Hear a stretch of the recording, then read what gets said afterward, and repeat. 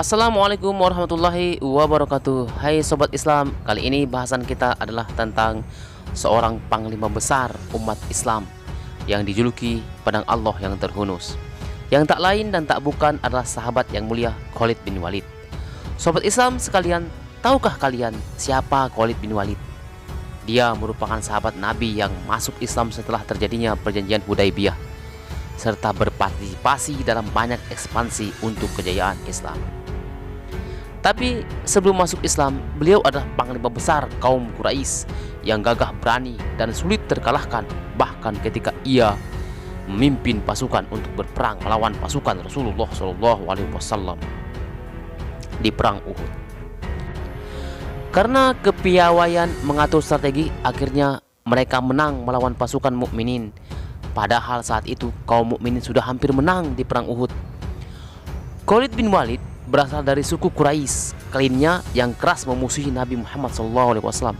Ayahnya bernama Ibnu Walid Al-Mughirah, salah satu dari pembesar Quraisy dari Bani Makhzum, seorang lelaki tinggi besar, kekar dan berpundak lebar. Sekilas Khalid bin Walid mirip dengan Umar bin Khattab. Khalid bin Walid sangat mahir dalam berperang. Bahkan sejarah mencatat bahwa beliau tidak pernah kalah walaupun sekali, bahkan saat berhadapan melawan Rasulullah di perang Uhud. Ini terbukti dengan awal kemenangan melawan pasukan Rasulullah di perang Uhud. Bayangkan, kaum mukminin udah hampir menang, namun pasukan berkuda yang dipimpin Khalid bin Walid mengambil strategi menyerang dari arah belakang dengan mengiming-imingi harta rampasan yang mereka tinggalkan sebagai jebakan. Ketika pasukan pemanah mukminin yang 50 orang jumlahnya turun ke lembah dan mengambil harta rampasan, saat itu dimanfaatkan oleh Khalid kemudian menyerang dengan ganas dan kalahkan kaum mukminin. Inilah suatu taktik cerdas di antara kecerdasan beliau. Yang paling spektakuler tentu aksi heroik Khalid bin Walid di perang Mu'tah.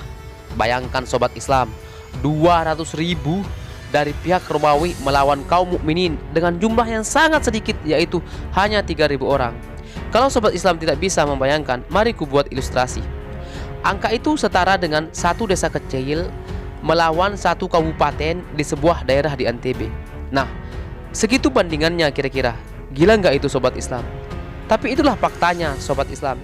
Di bawah pimpinan Khalid bin Walid, mereka imbang, dan akal strategi yang beliau lakukan adalah dengan memundurkan pasukan yang di depan lewat samping dan memajukan pasukan di belakang lewat depan, sehingga bangsa Romawi melihat mereka mendapatkan bala bantuan, padahal itu adalah ulah pasukan yang ada.